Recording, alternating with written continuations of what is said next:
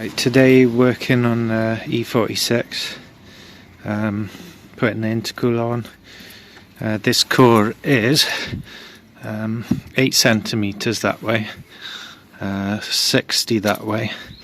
From end to end is 79, and this way is 30 centimeters. Now there's two of these here, there's two further down which we've cut off. What we also had to do was, there was a bit of bracketry sticking out here on both sides. You can't really see it now, but we had to cut that off to make it fit. So this is how far we are at the moment. Right, so we got the pipework mocked up, and for those playing at home, these are 3" to 2", and then there's a 90 2" pipes.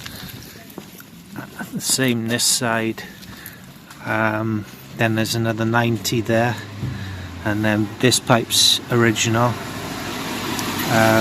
This 90 hose is 2" to 2", but this 90 hose is 2" to 2.5". So slightly different on this side, and then that's a stock pipe, that's an aftermarket pipe instead of the normal hose, which obviously doesn't come with this. He already had that. So yeah, the pipe work's all mocked up now. So the next thing we need to do is put the bumper, offer it up, and figure out where we got to cut it. Well, I was so close to getting the bumper on, but the hose is against the bumper.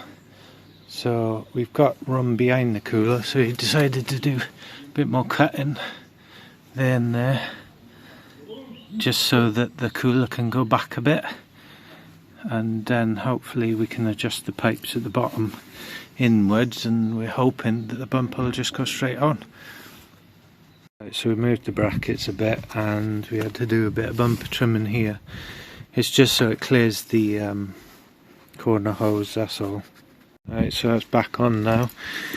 Pretty stealth, you can just see the pipes, but that's it. A little more trimming need doing, but other than that, it's on.